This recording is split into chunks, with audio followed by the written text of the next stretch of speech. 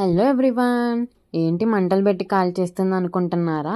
ఇవి జీడికాయలు. మీ అందరికీ తెలిసే ఉంటుంది జీడికాయలు అంటే ఏంటో. జీడిపప్పులు.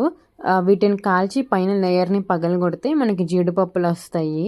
చాలా బాగుంటాయి. చిన్నప్పుడు ఎప్పుడో ఒక్కసారి ఇలా కాల్చుకొని తిన్నాము, మళ్ళీ ఇప్పుడే తింటున్నాము.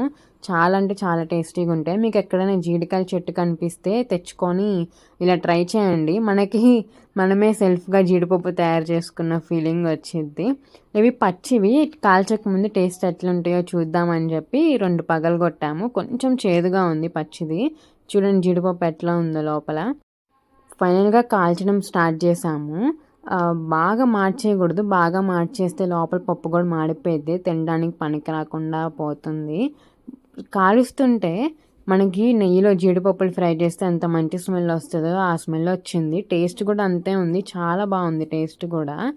చూడండి, బాగా మార్చకుండా మనం చూసుకుంటా లైట్ బ్లాక్ కలర్ రాగానే పైన ఇంకా తీసేయాలి. చూడండి, ఇలా లైట్ బ్లాకిష్గా రాగానే తీసేయాలి, లేకపోతే లోపల పప్పు కూడా మాడిపోతుంది. జాగ్రత్తగా కాల్చుకోవాలి. బొగ్గుల మీద అయినా కాల్చుకోవచ్చు. వీటిని డైరెక్ట్గా బొగ్గుల మీద వేసేస్తే అవే కాలిపోతాయి. ఇంకా అవి ఫైనల్గా నేను ఒక్కొక్కటి పగలగొడుతున్నాను. ఒక్కటి కూడా పర్ఫెక్ట్గా పగలలేదు నాకు, అన్నీ ముక్కలు ముక్కలు అయిపోయి వచ్చాయి బయటకి. నేను చిన్నగానే కొట్టాను, అయినా ఎందుకో ముక్కలు అయిపోయాయి. మీరు ఇలా పప్పు కనుక మీకు నీట్గా వస్తే మీరు ఎలాంటి ట్రిక్ యూజ్ చేసి పగలగొట్టారో కమెంట్ చేయండి. నెక్స్ట్ టైం నుంచి నేను కూడా ఫాలో అయిపోతాను. మనం చిన్నప్పుడైతే ఇలాంటివన్నీ భలే సరదాగా చేసేవాళ్ళము. ఇప్పుడైతే వెతుక్కోవాల్సి వస్తుంది ఎక్కడ ఉంటాయా అని.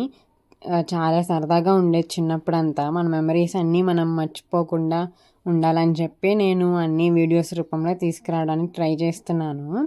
చూడండి, ఫైనల్గా అన్నీ ముక్కలు ముక్కలు అయిపోయి వచ్చేసాయి. అంతే, ఇంకా మనకి జీడిపప్పులు రెడీ అయిపోయాయి. Thanks for watching. బాయ్.